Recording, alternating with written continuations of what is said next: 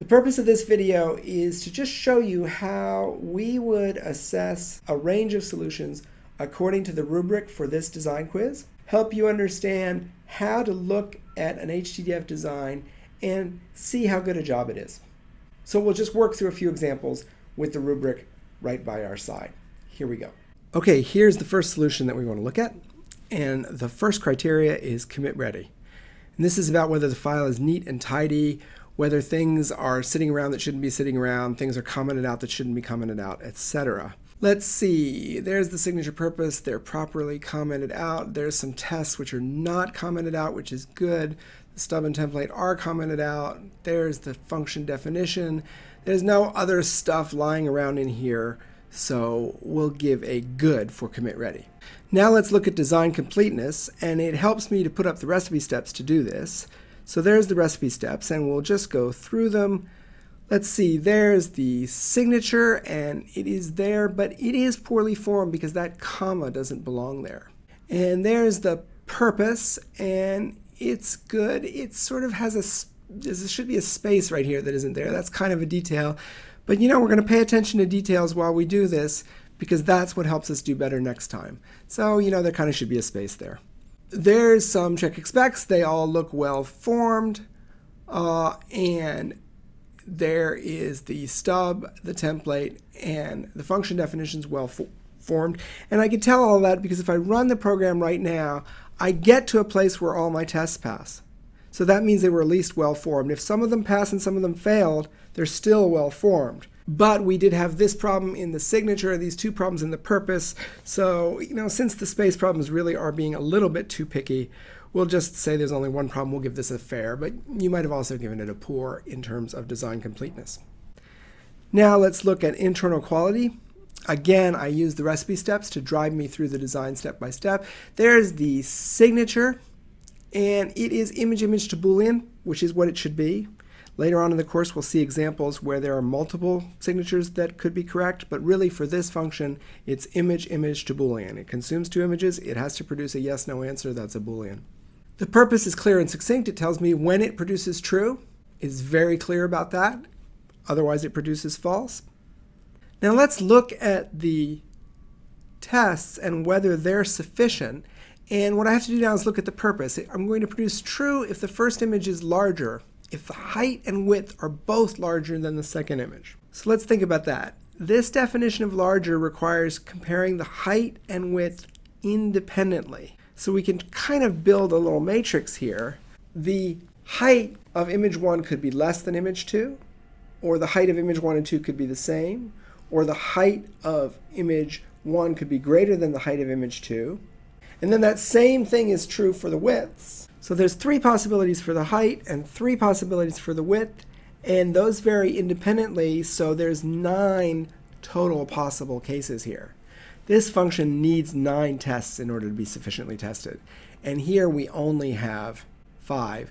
So that's an insufficient number of tests. I don't have to even in some sense go through them to know whether they're sufficient. There can't be enough of them. When I write tests for a function like this, the way I would do it is I would use rectangle in all my tests because that makes it really easy to vary the width and height. So I would write my tests so they look something more like this. Now putting that aside, let's go on. The function name is well chosen. It follows the naming convention in this language that functions that produce a Boolean end with a question mark. It separates words with a dash, which is the naming convention we use in this language. And larger dash image, you know, I feel like that tells me what this function is supposed to do. The stub matches the signature. It consumes 2 parameters. It produces a Boolean. The template matches the signature. It consumes 2 parameters, and it's ... of the 2 parameters. The function body is clear. It's and of greater than the widths of image 1 and 2 and greater than the heights of image 1 and image 2, so that's quite clear. And when I run this program, all the tests pass. And because there's no black or orange highlighting on this when I'm done, it means that the tests covered the entire program. But remember, there weren't enough tests. The tests that are there cover the whole program, but there weren't enough of them. So wrapping up on image quality, everything is great except for an insufficient number of tests, so we're going to score this as good on internal quality. Finally, does this function satisfy the problem statement? Well, it really does. It determines whether one image is larger than another. It has a very clear definition of what that means, so it resolved the ambiguity that so many of you tried to ask about on the forums. They did it here by using the examples to help them surface the ambiguity and making very clear in the purpose what was going to happen here. So we're going to score this as good on satisfying the problem statement. So all in all, this is quite a good solution. It's good on commit ready, it's fair on completeness, it's good on internal quality, and it's good on satisfying the problem statement. If this was your solution, I would feel very, very happy with it. We were pretty picky on design completeness because of those spaces and that comma. So, I wouldn't feel too bad about that if this is your solution. This is a really good job. Here's the second submission that we want to look at. And again, we'll start with commit ready. Let's see, is this file neat and tidy, and is all the commenting proper? Minor detail here, which we haven't really talked about yet, but in our design guidelines, we use 2 semicolons for things that are kind of a permanent part of the file. So these really should be 2 semicolon comments right here. Otherwise, there's the signature and purpose. They're commented out. The check specs are not commented out. The stub and template are commented out. And there's the function definition. It's got this note here in the middle of it, which is sort of scratch work left behind. So this is a very good start. As the person says they got stuck, we'll give it a fair on commit ready. So even though it isn't finished, it's getting points on commit ready. And you'll see as we go on that it will get more points. Let's talk about design completeness. We'll put up the HTDF elements. And here we go. There's the signature. There's the purpose. There's the check specs. There's a commented out stub, a commented out template, and a function definition, but we also need these things to be well formed. So let's try this. We know this isn't well formed, and in fact it's so badly formed that I have to comment it out to test whether other things are well formed.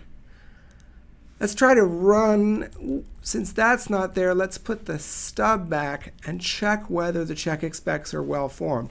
This is how you can check whether the check specs are well formed. You just uncomment the stub and run. And oh, we've got a problem here. Circle is getting too many arguments. Yes, circle only wants a radius, so I can fix that. And let's see, we've got another problem here. Greater than got a image as its first argument. Right there. Oh yeah, sure, the first argument to greater than is rectangle. Oh, we're calling our function with a call to greater than instead of with 2 images. This probably should be something like this.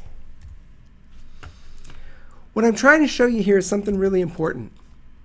This person was following the recipe, and that's pretty good, except they didn't really completely follow the recipe. They wrote examples and they wrote a stub, but they never ran the examples against just the stub. And if they had done that, they would have fixed this call to larger here to look like that. They then would have realized that the stub was missing a parameter. It needs 2 parameters. And lots of other things would have gone better from that point forward. So an important step of the recipe, the reason we write the stub is so that you can run the test with just the stub. Let me go through the rest of this a bit more quickly now. There's enough problems here with the well-formedness in the, I'll just back it out to where it started. There's enough problems here in terms of the well-formedness in the design that we'll get a poor here on design completeness. In terms of internal quality, let's see, the signature, well, the signature is not correct because it doesn't consume 2 images. The purpose is clear and succinct. The examples, it's hard with the examples to say whether they test the function because they're not well formed. But if we kind of pretend they're a bit well formed, 3 by 3 is bigger than a circle of size 1. 3 by 3, the problem is that 9 is the radius, not the diameter. So, this is bigger than that, this is smaller than that, and this is smaller than that. So there isn't the boundary case, the middle case where they're the equal that's not checked.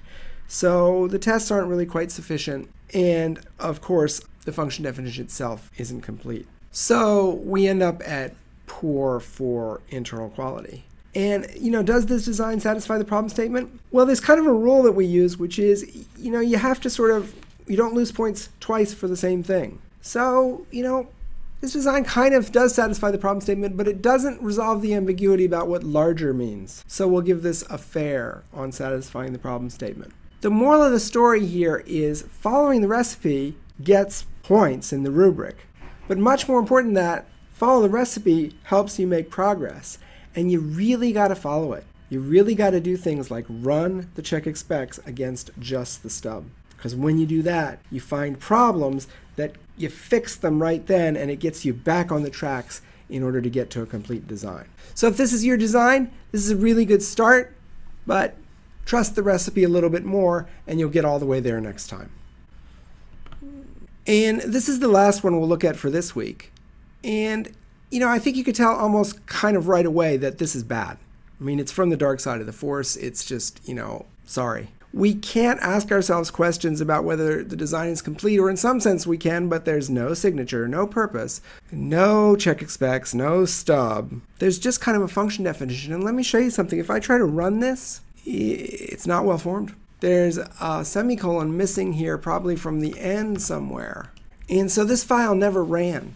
And part of why there was no motivation to run it was there was no tests for it to run. So if we do put up our criteria, I guess it's okay on commit ready, but it doesn't do very well on anything other than that. It's not complete. Most of the recipe elements aren't there, so they can't have high quality.